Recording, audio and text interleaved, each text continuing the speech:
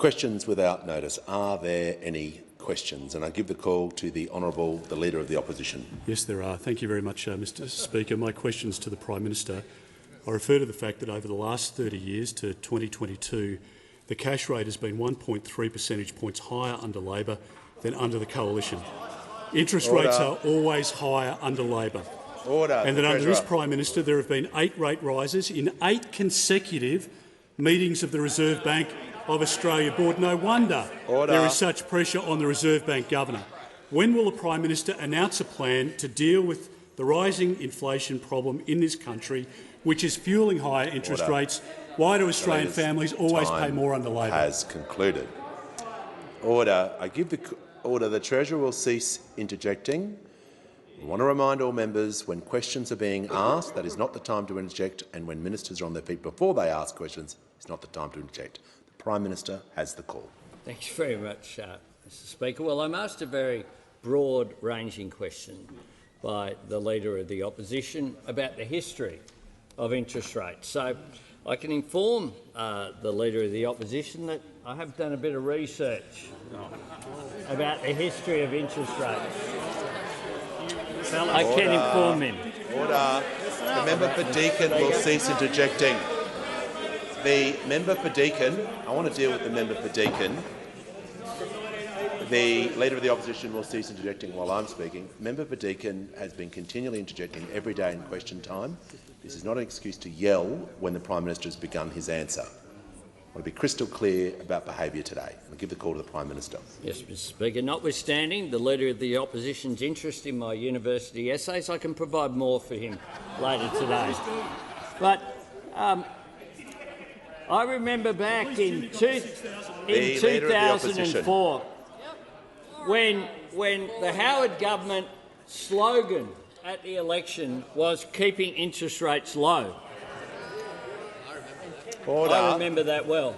Order. But then, of course, they made the fatal mistake of appointing the member opposite as the Assistant Treasurer in 2006.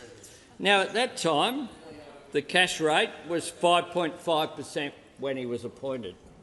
But then the Reserve Bank met 3rd of May 2006, up 0.25%. 2nd of August 2006, up 0.25%. 8th of November 2006, you guessed it, up 0.25%. 8th of August 2007, do you think it went up or down? Hands up those who think it went up. Hands up those who think it went down. No, you're right. And then there's more. On the 7th of November 2007. Order. Did it go up or down? Hands up those who think it went up. Anyone think it went down? No. No. No. 6.75%. Today the rate is 3.35. Order. Is 6.75 higher or lower than 3.35? Sounds higher to me. Order. Sounds higher to me. Order. Order. Members on my right. Members on my left. The member for Groom. Give the call to the member for Patterson. Thanks, Speaker. My question is to the Deputy Prime Minister. Deputy Prime Minister, how will the Defence Strategic Review help prepare Australia to effectively respond to the changing regional and global strategic environment and ensure Defence's capability and structure is fit for purpose? I give the call to the Minister for Defence and the Deputy Prime Minister.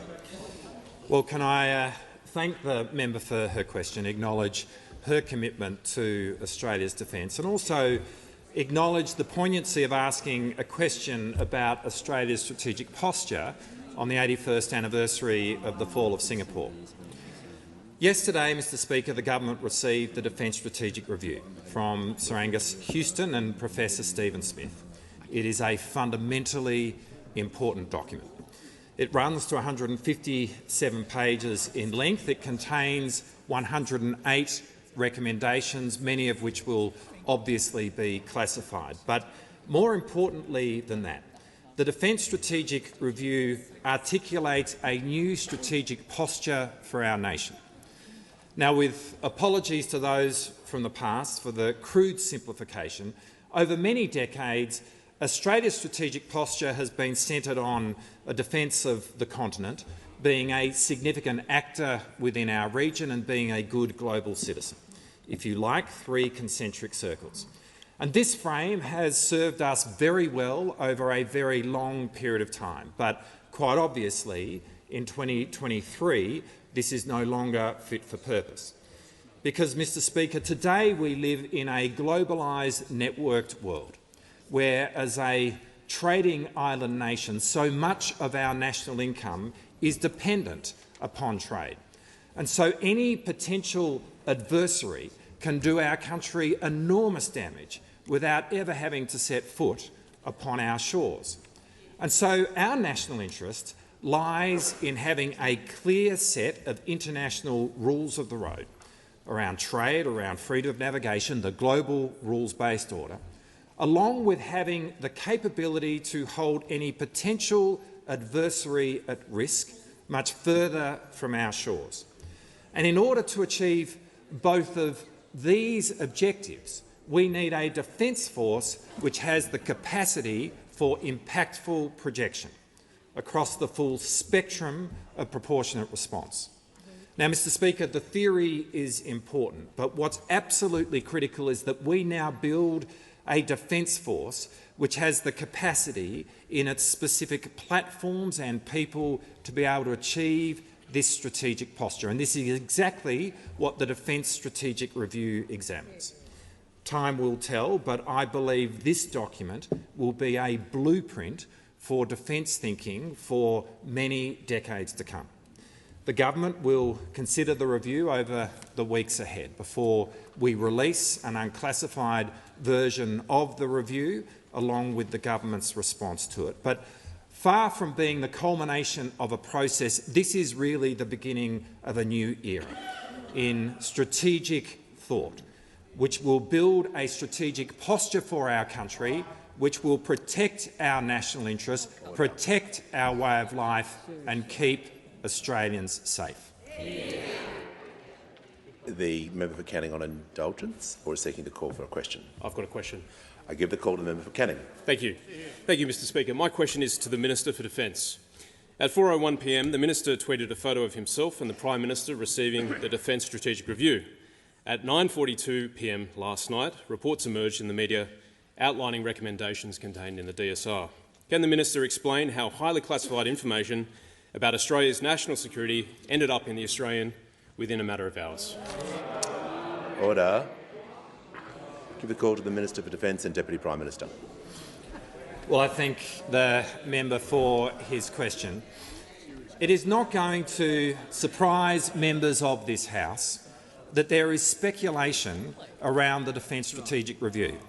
And the only thing that you've read in the newspaper is that speculation. Order. Now, the facts which are on the public record are the facts as I have presented them in the answer to the previous question. And it genuinely surprises me that on a matter as significant as this, the opposition would be sharing in the speculation of the press.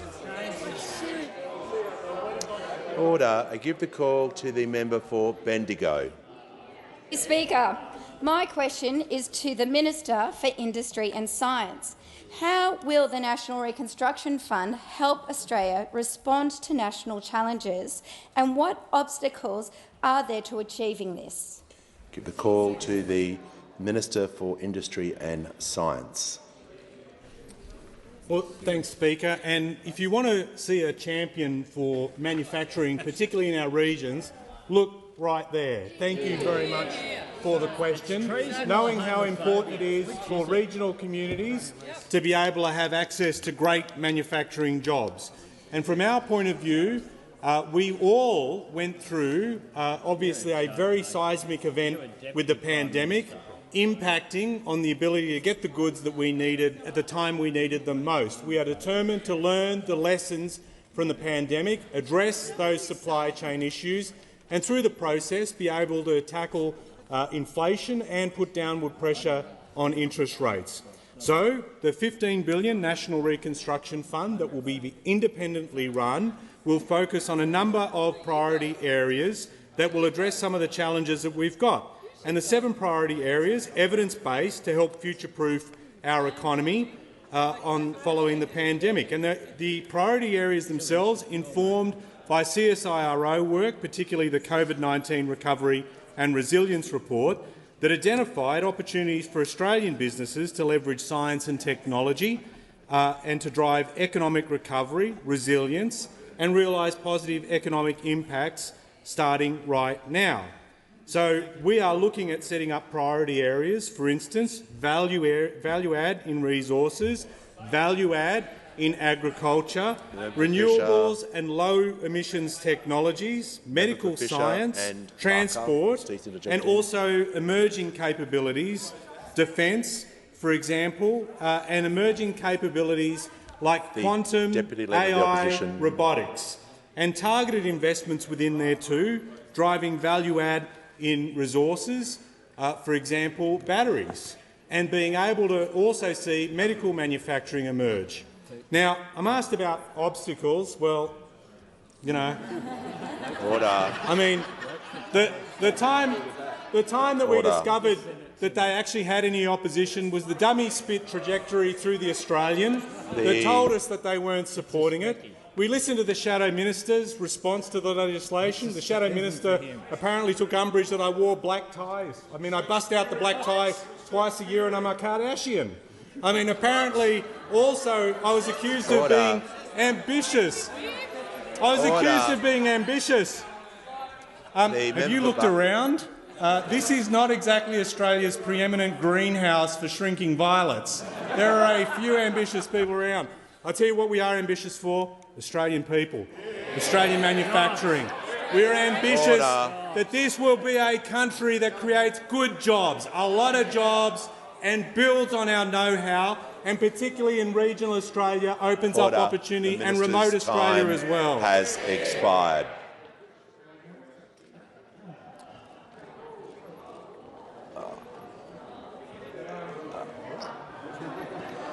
I give the call to the member for North Sydney who was on her feet first. Thank you, Speaker.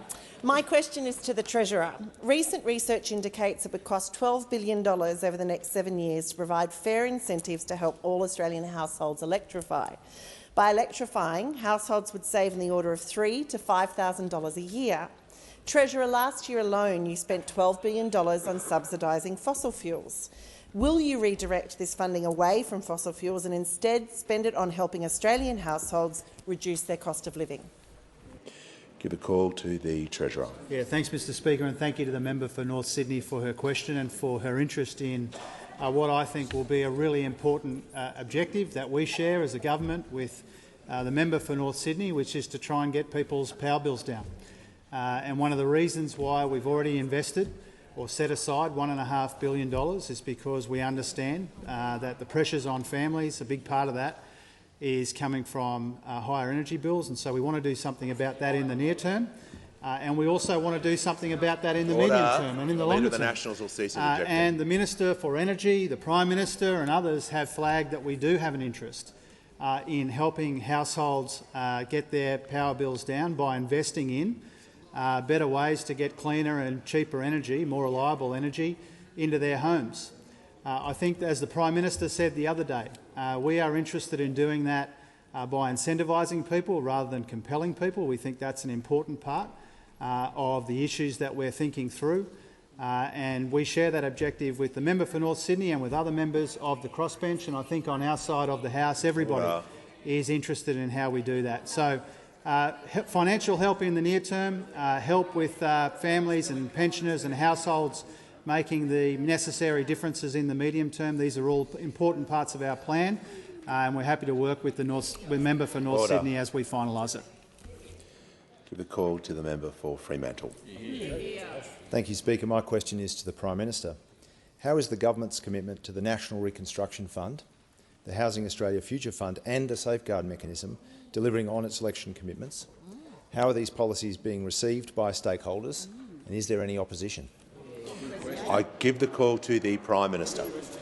Thank you, Mr Speaker, and I do thank the member for Fremantle for his question, which goes to the fact that the Australian people voted for change on May 21st last year.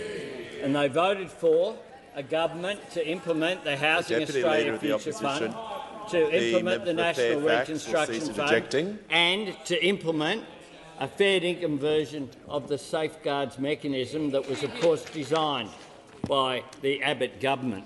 A government that would invest firstly in affordable housing for veterans and frontline workers, for 4,000 households of women and children fleeing domestic violence. And I'm pleased that the member for Bass has announced her support for this program. I don't know why anyone would stand in the way of increased investment in social and affordable housing for Australian people, including the most vulnerable people in our community.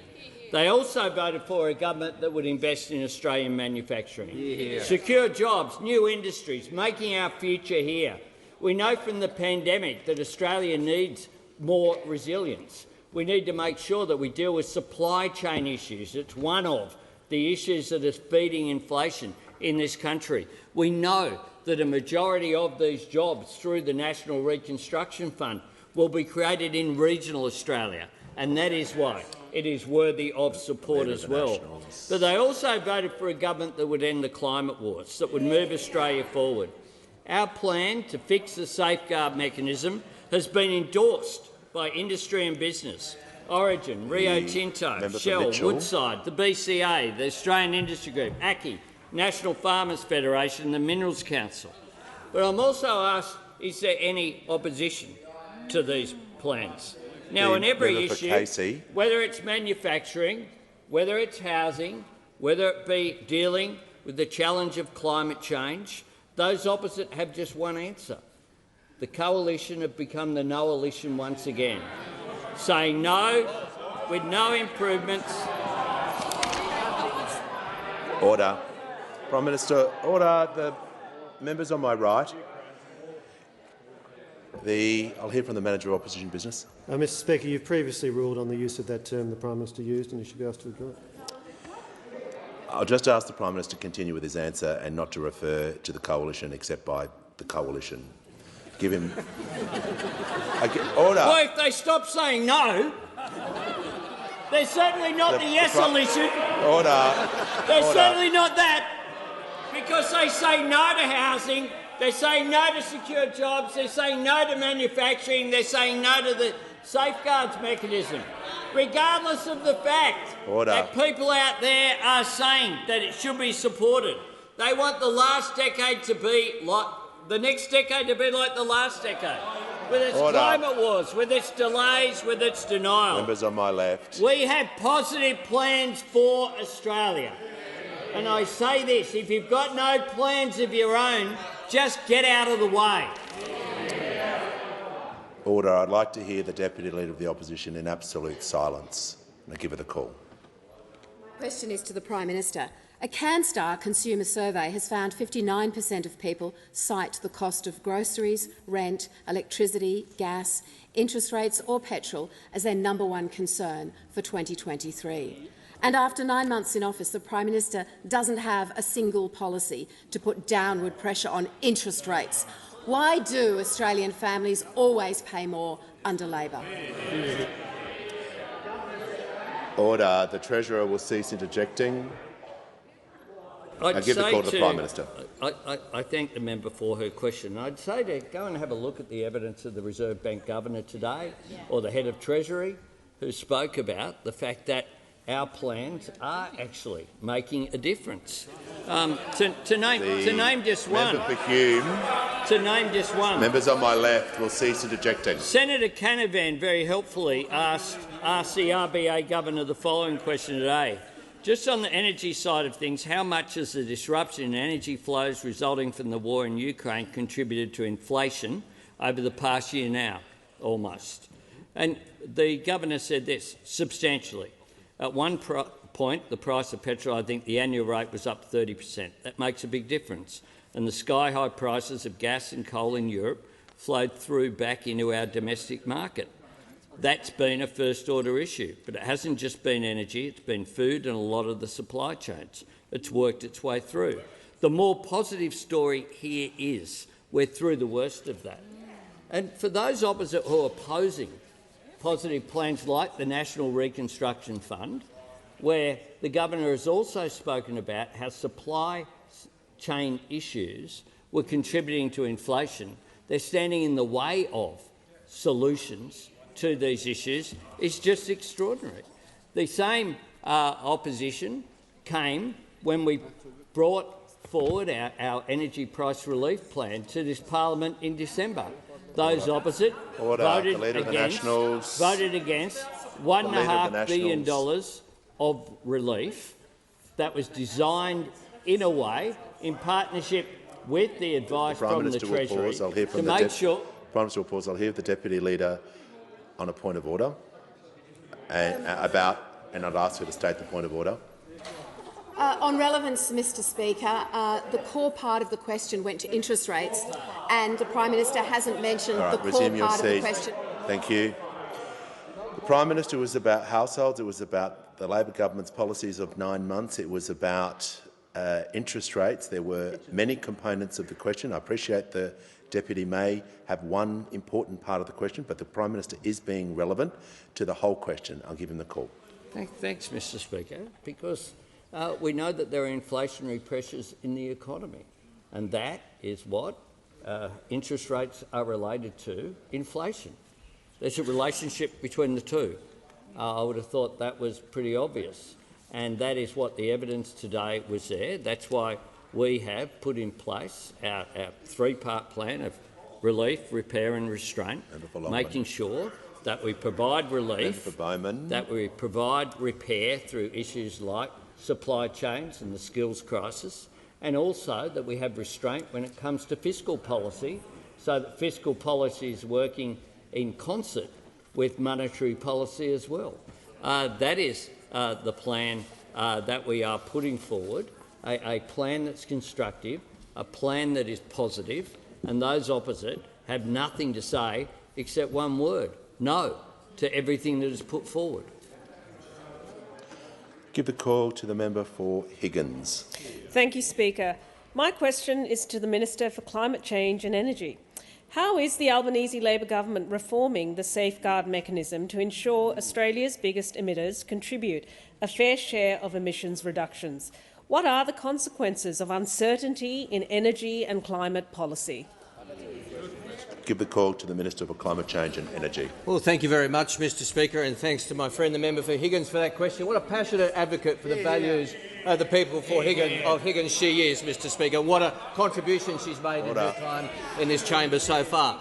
And this government went to the election promising to reform the safeguards mechanism to reduce emissions from a sector which represents 28% of Australia's emissions. We're talking about reducing emissions by 205 million tonnes by 2030, Mr Speaker. So this is a big and important deal. And it's also important for industry to provide certainty, Mr Speaker, to provide stability. And that's why this reform has been backed by the Business Council, the Australian Industry Group and ACCI, who have all released statements calling for this package to pass the parliament, Mr Speaker. So industry certainty is key. But I tell you what is not industry certainty. That's flipping positions between last year and this year.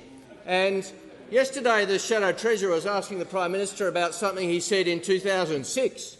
Well, in 2021, the member for Hume was backing safeguard crediting, Mr Speaker. Not that long ago. In 2021, the member for Hume said the new safeguard crediting mechanism would provide an incentive to businesses to reduce their energy costs and emissions by undertaking transformative projects. And that's exactly what we're proposing in the safeguard crediting bill, Mr Speaker. And industry certainty is also important when it comes to putting downward pressure on prices. Now, that's why we intervened in December to act on energy prices, Mr Speaker. And this is important for households and small business, but it's also important for big business and industries, because big industrial producers are also big energy users, Mr Speaker. That's why the Aluminium Council backed our intervention, saying the Council welcomes the actions of the government to meaningfully address gas prices in the short term and medium term and a stepping stone to a long-term solution. So the opposition cries crocodile tears about big industry, but they weren't there for big industry last December when the government was acting, Mr Speaker. We know they voted against it. Ceased yelling. They're against it. The Shadow Minister issued a press release on certainty on the 1st of February, and he accused us, and he said our energy intervention was disastrous, then complained it was too late. He said we should have acted sooner, so it was disastrous and too late, and then said it was rushed. So in one press release, Mr Speaker, he said it was bad, too soon and too late. I mean, they can't get certainty in one press release, Mr Speaker. He made more sense in Hiroshima, where he issued a video saying, "Hiroshima, what can we learn from nuclear?" Mr Speaker. That's what he made more sense. He was on the world's worst Kon-Tiki tour promoting nuclear in Fukushima and Hiroshima, and he made more sense then than he does defending their policy certainty, which is completely non-existent. The Minister's time has concluded. Order. Members on my right.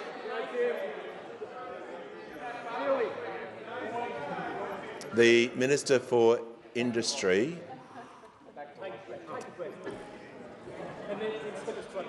The member for Fairfax, I can hear every word you're saying. You need to yell. Trust me.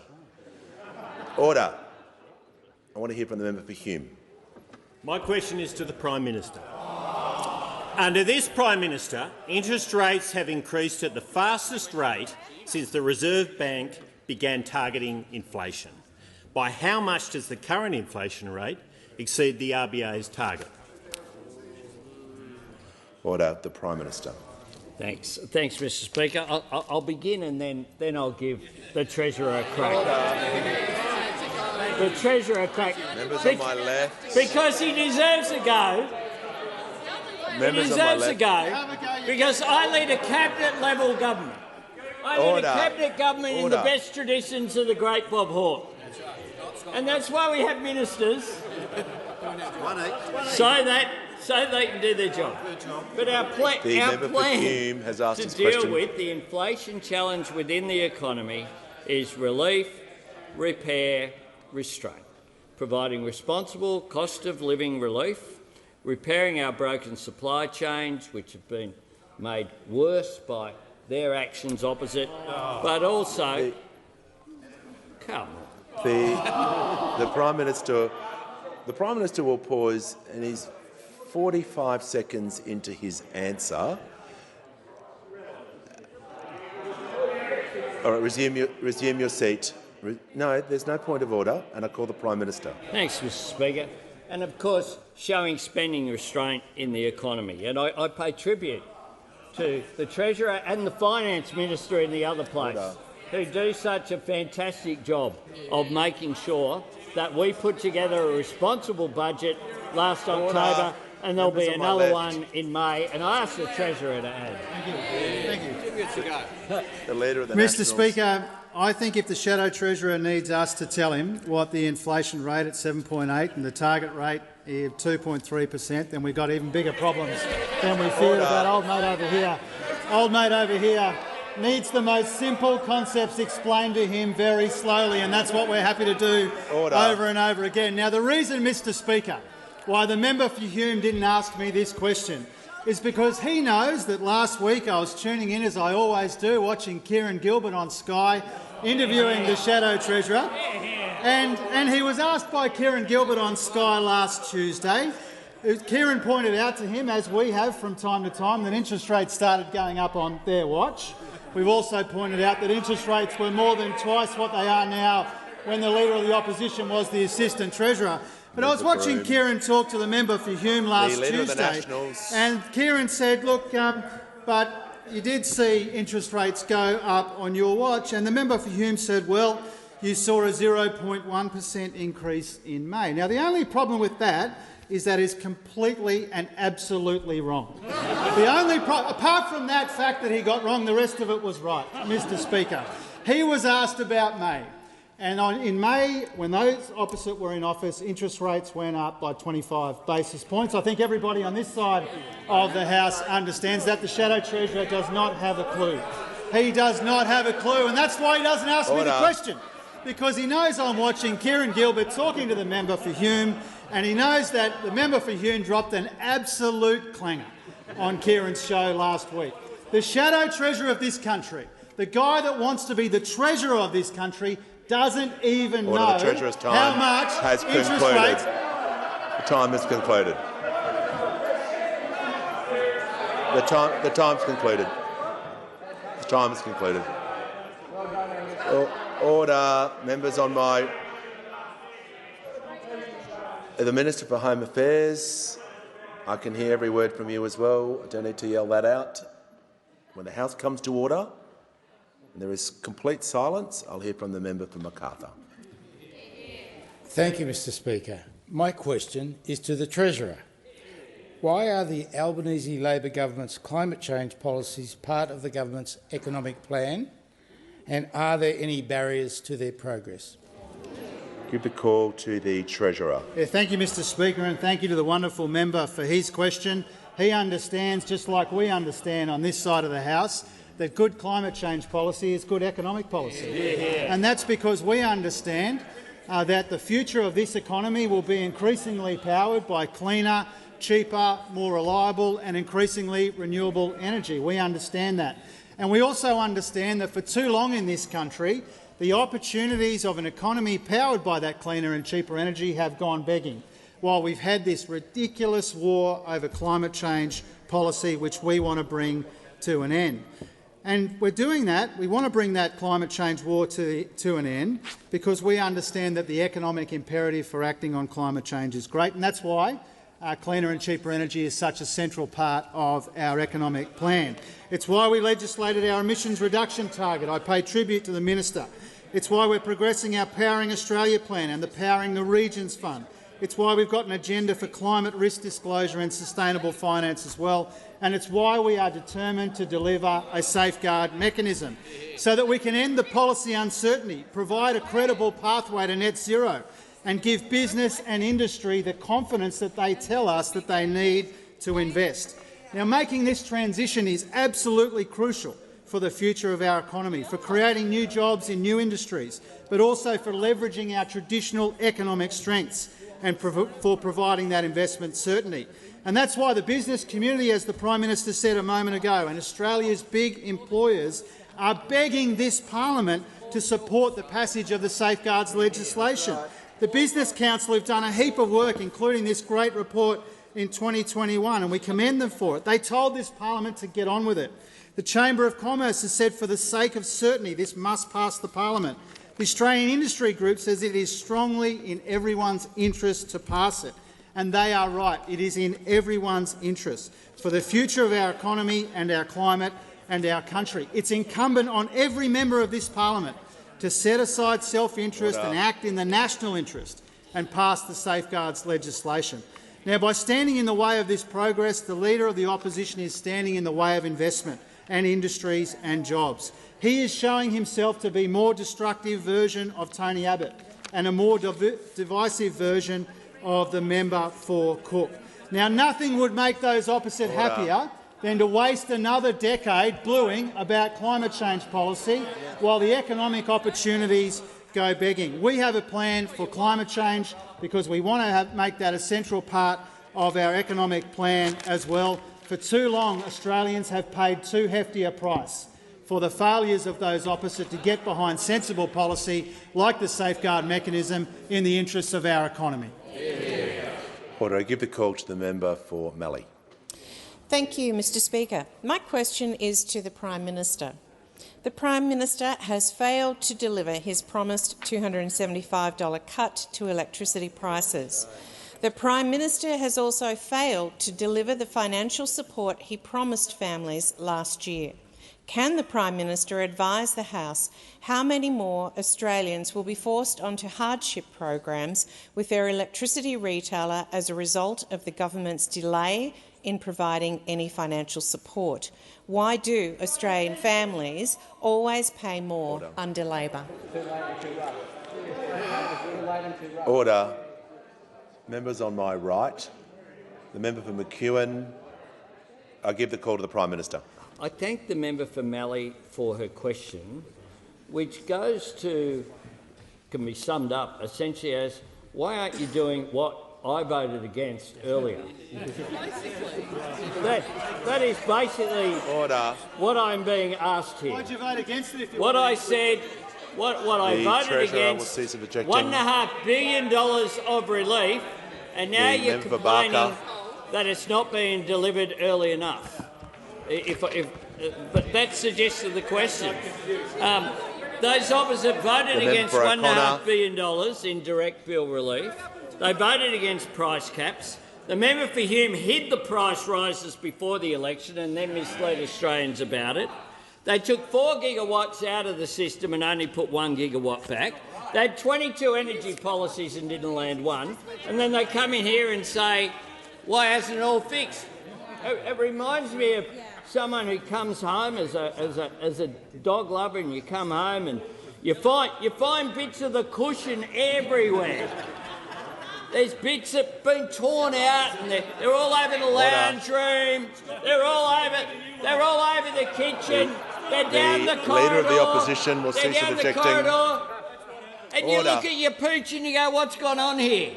And the pooch looks at your back and says, with those eyes saying, look at the mess you've made.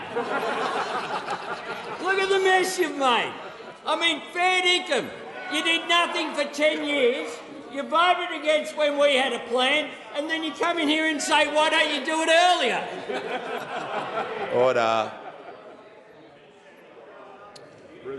I hear from the member for Lingiari. Thank you, Speaker. My question is to the Minister for Resources. Minister, how will the safeguard mechanism bring certainty to the resource sector, and are there any threats to this certainty? Give the call to the Minister for Northern Australia and the Minister for Resources. I thank the member for Lingiari for her question and for her commitment to the resources sector. I'm asked by her about certainty in that sector and threats to it. Mr Speaker, for 10 long years, as you know, our resources sector was consistently let down by the former government and now those opposite. Those opposite denied climate change and any action on it. And you know what they failed to do? They failed to realise that Australia's resources sector is absolutely essential to Australia reaching net. For a moment. The Minister will pause. The Minister will pause for a moment. I cannot hear a word she's saying. Order. The Leader of the Opposition. I give the call to the Minister and I ask her to be relevant to the question. I'll give her the call. Thank you, Mr Speaker. As I was saying, those opposite, when in government, failed to realise that Australia's resources sector will be essential to reaching net zero emissions by 2050, not only for Australia but for the world. Without the resources sector in this country, the world will not reach a global ambition of net zero emissions by 2050. Now, I'm asked about the threats to certainty in the sector. Well, it lies opposite. There it is. Such is their disregard for the resources sector that they shuffled the Resources Minister out of Cabinet. This is the largest export industry of this country, and they shuffled the member for Finkler out of there so the member for New England could get a promotion and a couple of extra staff. Well, what a legacy. What a legacy for you guys. And you, we remember everyone else's legacy in this House as well, don't we? We remember what the Greens did in 2009 when they failed to support the CPRS. What they did is teamed up with the Liberals and the Nationals opposite to make sure there was no action on climate change nearly 13 years ago. So all of those opposite, and I take the crossbenchers out of that, that is your legacy and the uncertainty you bring to the resources sector in this country. You are driving yourselves into the past, reigniting the climate wars. This country, the people of this country elected this government earlier this year because they wanted an end to the uncertainty you've created for the whole nation, for our economy and for our resources sector. I will ask, OK, Thanks very much, Leader of the Nationals. What does Woodside say about this scheme? What do they say about reform to the safeguards mechanism? Well, it will support a reduction in Australian emissions as well as encourage businesses and industries to further innovate and adopt smarter practices and technologies in line with our collective emissions reduction targets. Look, they only employ 5,000 people. What would they know? But this is what they support. Everyone is accountable in this place, just like the 215 high emitters will be accountable for reducing their emissions under the safeguard mechanisms. Order. Everyone is accountable. You're going to be accountable for your vote on those opposite, pardon me, Mr Speaker, are going to be accountable for their vote on the safeguards mechanism, as are the Greens. We know this is how we will deliver lower emissions and a cleaner future.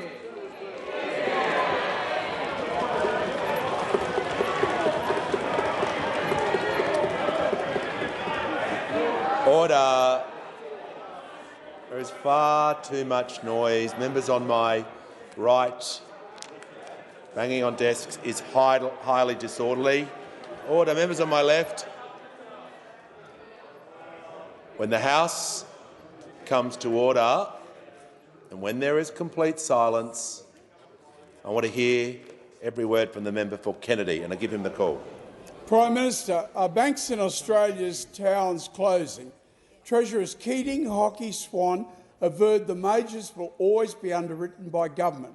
Will you support North Queensland's industrial leadership in proposing a North Queensland postal bank initiated by the KEP? And note the curious inconsistency of two Liberal senators who in power sacked Holgate, the person actually creating a People's Bank. Out of power, the two want to look into it. Churchill observed, looking into it, you'll only see yourself how extraordinarily narcissistic.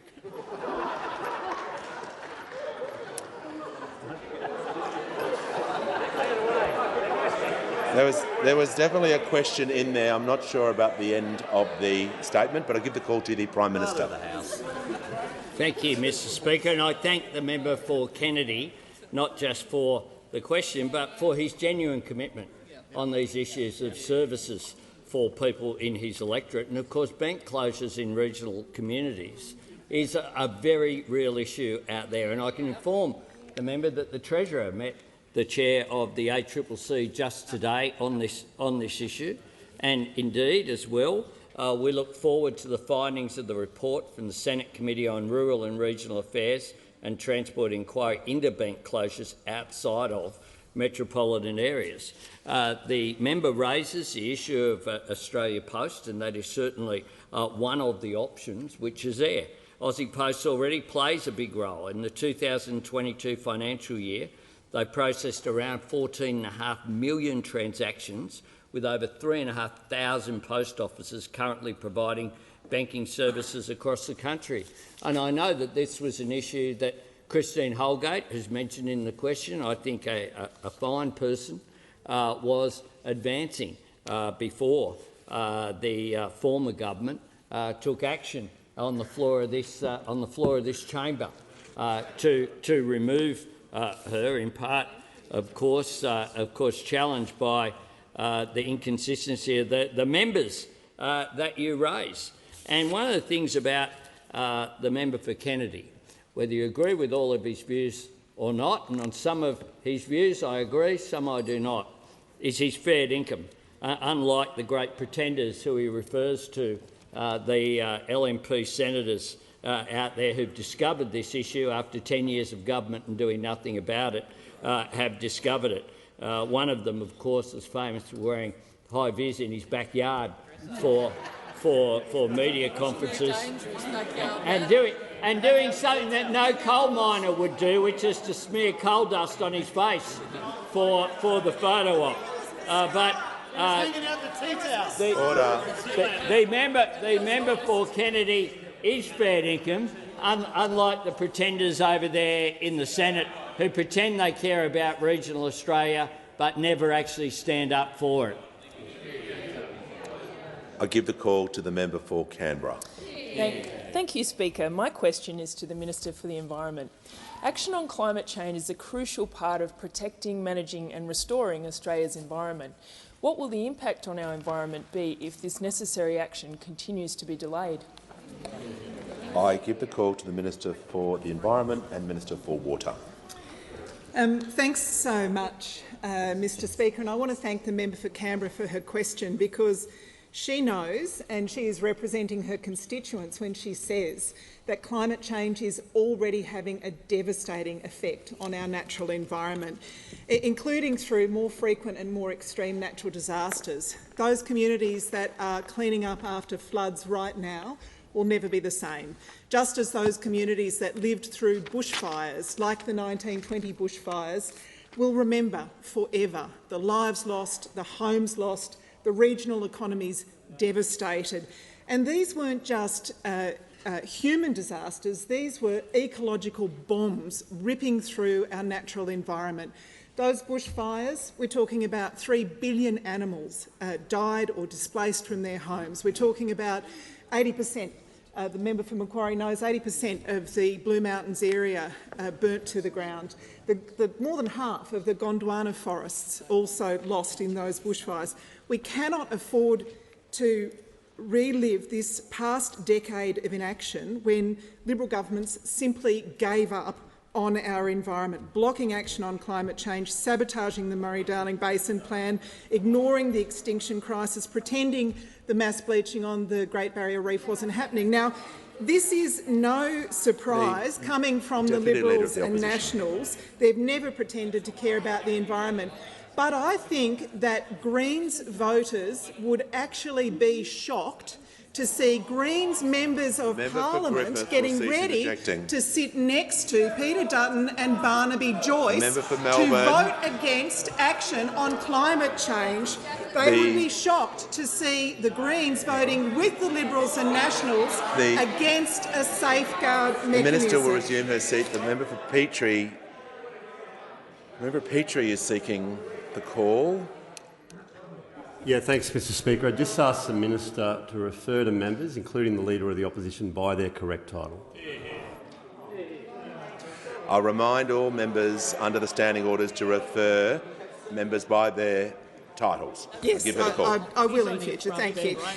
And as well as lining up to vote with the Liberals and the Nationals against a credible pathway to net zero emissions, they're also shaping up to vote against more affordable housing. They're also shaping up to vote against the National Reconstruction Fund. And we know that voting against a National Reconstruction Fund is a vote against Made in Australia. When the Greens and the Liberals voted together to stop the carbon pollution reduction scheme, we saw higher emissions for longer. I urge this parliament not to make the same mistake again, because we cannot afford another decade of inaction on carbon pollution. Our environment can't cope with that. Order. I give the call to the honourable member for New England. The member for Lyons is warned. Give the call to the member for New England. Well, thank you, Mr Speaker. My question is to the Minister for Veterans Affairs. Oh, there you are, back there. I refer to the Labor government's recent decision, which now allows public... I'll just ask the Minister, the Shadow Minister, to start his question again. My question is to the Minister for Veterans Affairs. I refer to the Labor government's recent decision, which now allow public servants to boycott the Anzac Day public holiday and substitute it for another day of leave out of protest. Does the Minister agree with this decision, and were veterans' organisations consulted about it? I give the call to the Minister for Veterans Affairs and the Minister for Defence Personnel. Order. Members on my left. The Minister has the call. Well, thank you, Speaker, and I thank the member for his question. As I'm sure, as the member very well knows, to be able to facilitate the many commemorative events that happen here in Canberra at the Australian War Memorial, as well as the events that occur on the Western Front and those events that occur in Anzac Cove every year, except when disturbed by COVID, many public servants are engaged to have to work on those days so that we as a country can properly commemorate those that have served our country in uniform on those very important days. Deputy Leader of the Opposition will As cease it relates interjecting to immediately. public servants more broadly, of course, he would have to direct his question to the Minister representing the Minister for the Public Service. Order. The House will come to order, so I can hear from order. Members on my left. Give the call to the member for Bruce. Thank you, Mr Speaker. My question is to the stupendous Minister for Housing and Homelessness. What has been the public feedback on the Albanese government's landmark $10 billion Housing Australia Future Fund?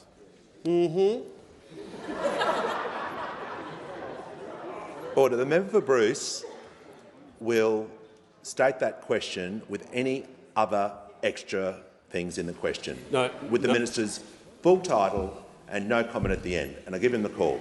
No adjectives, Mr Speaker, anymore. Get on with the question. My question is to the Minister for Housing and Homelessness.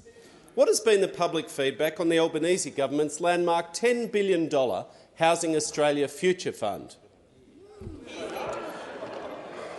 I'll give the call to the Minister for Homelessness, Housing and Small Business.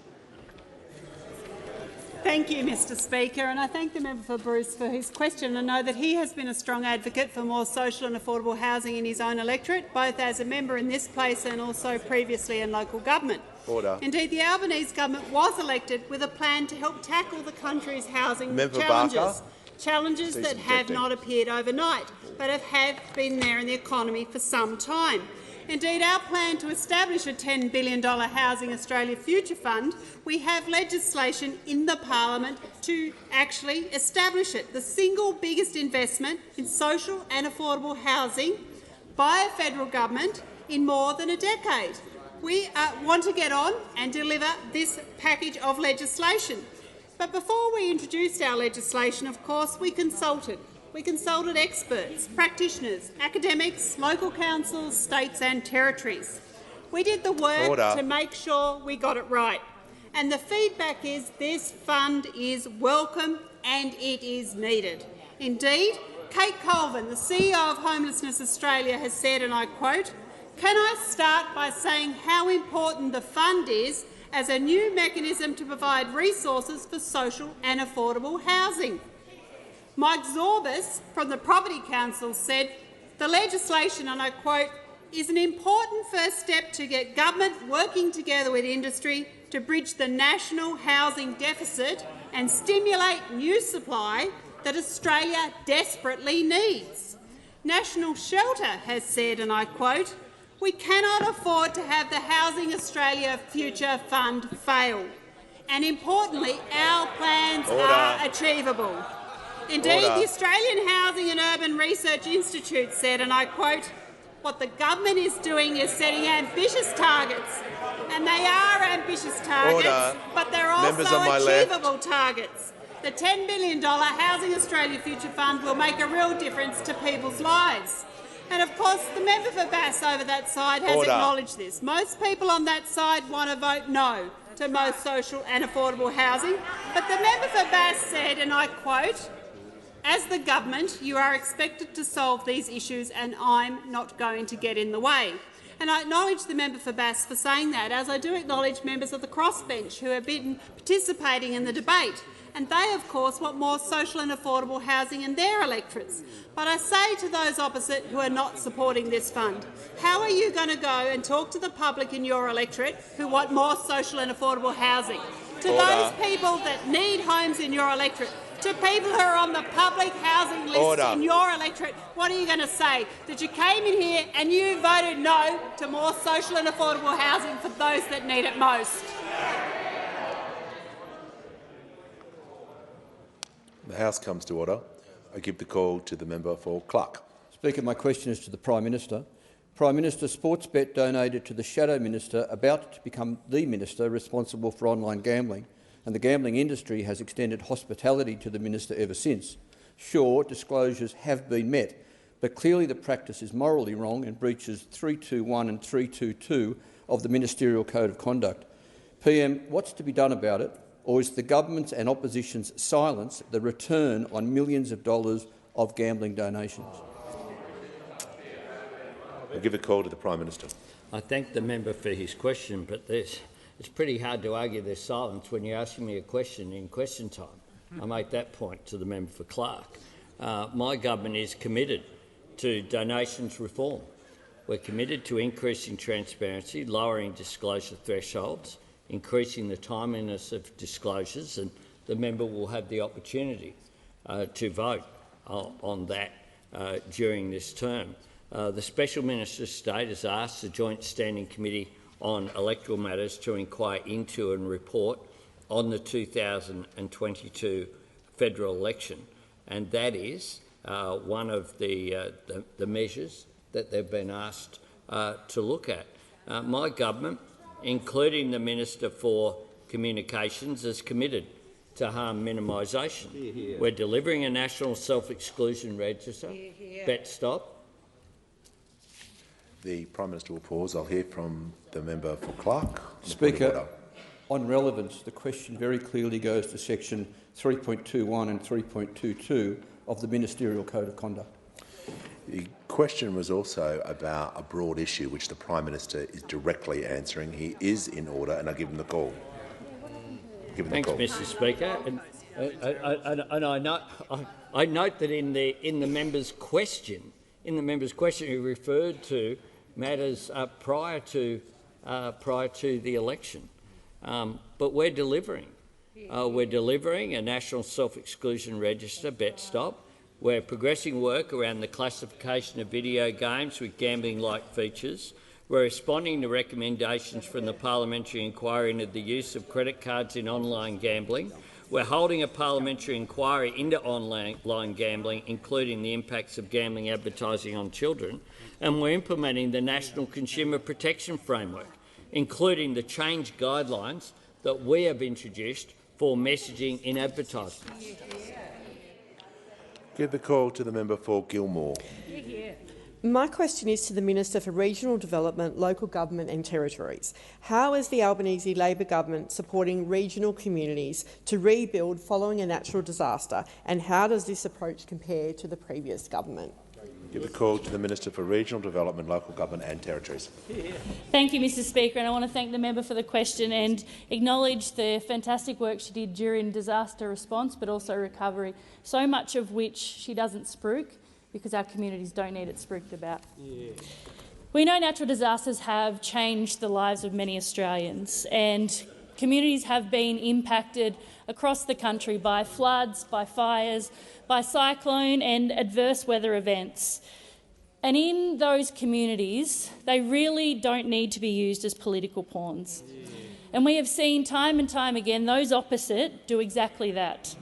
And unbelievably, the New South Wales Auditor-General has now found the New South Wales government has followed in the Morrison government's footsteps. Colour-coded spreadsheets which dudded local communities.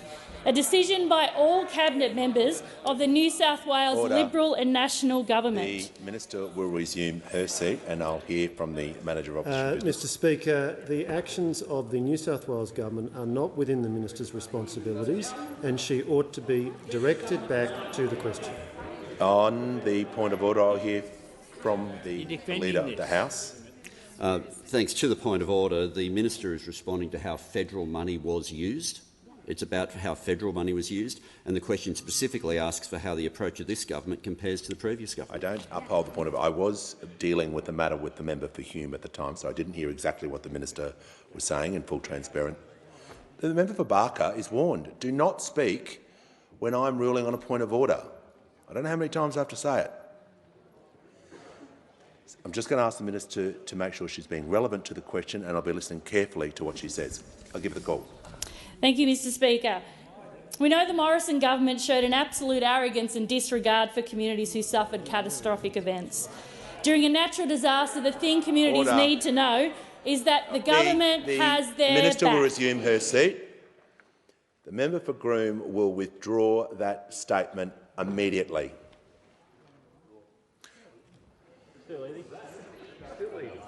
Order. I'll give the call to the Minister. Thank you, Mr Speaker.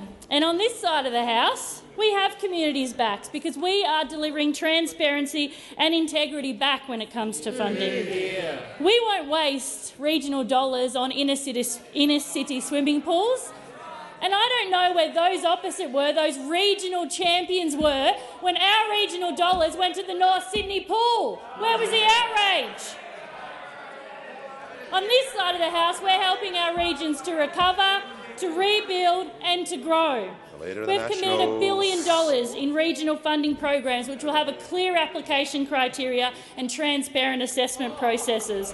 We've increased jobs with our $1.9 billion Powering the Regions Fund. We've prioritised access to Commonwealth-supported university places for regional Australians. We're delivering 180,000 fee-free TAFE places in 2023 alone, and we're wiping the help debt of nurse practitioners and GPs to practice in our rural and remote communities. We're investing $1 billion over 5 years for disaster risk reduction and resilience. We're delivering $656 million in our Better Connectivity Plan for the regions. We've introduced our $10 billion Housing Australia Future Fund, dealing with the housing crisis in the regions left by those opposite, and we'll establish the $15 billion National Reconstruction Fund, because the lesson learnt from the pandemic was that we need to build more things here. And you know what?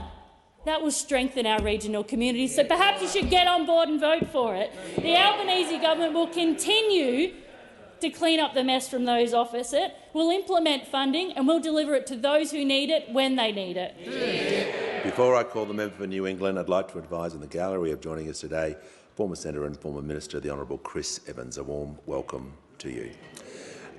I give the call to the Honourable Member for New England. Well, thank you very much, Mr Speaker.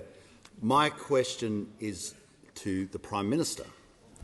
Will the Prime Minister overturn his government's recent decision, which now allows public servants to boycott the Anzac Day public holiday and substitute it for another day of leave out of protest? Order. Order. Give the call to the Leader of the House. The Deputy Leader of the Opposition will cease interjecting. Give the call to the Leader of the House. Mr Speaker, the question goes to workplace relations issues, and if I can go through that. First of all, in terms of Anzac Day, we are in a room of 151 representatives, all of whom take Anzac Day incredibly seriously, all of whom on both sides have direct relationships with veterans, and as a government we share the view that every other member in this place shares about the significance and the importance of Anzac Day.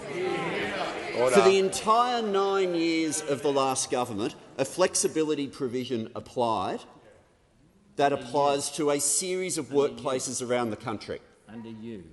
A provision for almost the entire 9 years of the previous government, and you'll find businesses around the country have provisions where individual workers can choose to work on a different day and to switch days of public holidays, not as an issue of protest, but as an issue of flexibility that has worked for employers and employees across all public holidays around the country.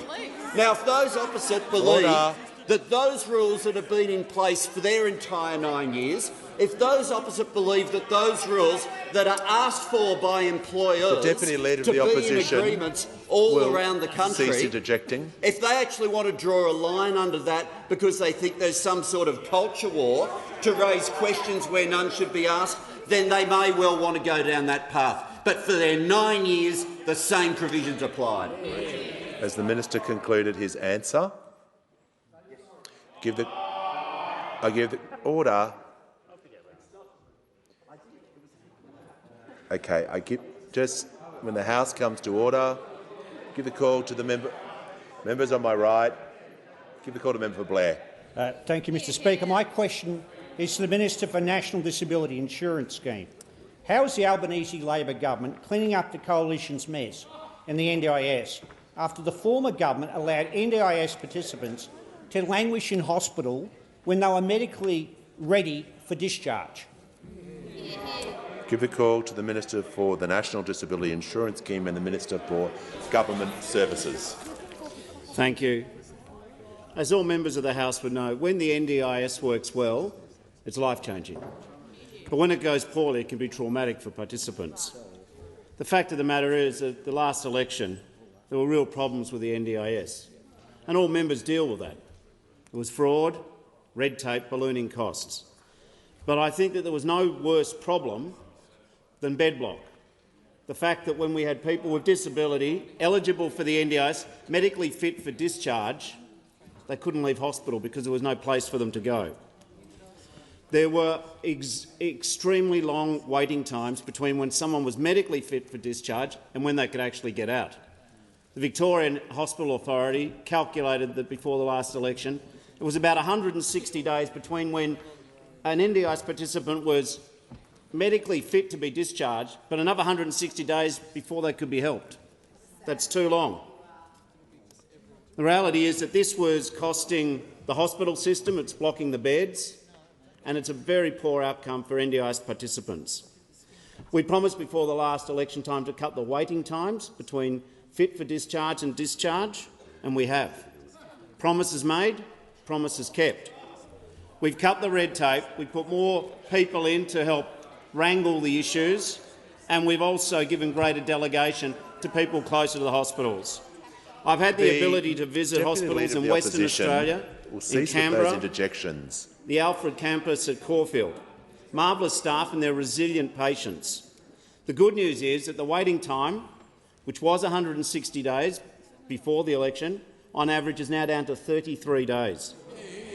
The AMA calculates that this is saving the hospital system already somewhere between $205 and $584 million. That's in the order of $500 million. It's good for the hospitals, it's good for people who need to access hospital beds, and it's fantastic for people with disability who've been kept waiting longer than they otherwise should have. And what I say to Australians with disability and the people who love them, that this is only the beginning. The NDIS represents what's best about Australia. It's about helping others who are in trouble. It's about not leaving anyone behind. If we can't look after people with profound disability and their families, what kind of country are we? We are lucky enough to be able to not exclude from the opportunity of this country people with disability. We all should be proud of the NDIS, shoulder to shoulder with Medicare. It's one of the best purposes we use our tax dollars for. Under this government, the NDIS will enable Australians, regardless of their impairment, to have lives of dignity and control, to have lives where they can make a contribution to community, a life of improved health, and that's our purpose. Give the call to the Prime Minister. Thanks, Mr Speaker. I ask further questions be placed on the notice paper.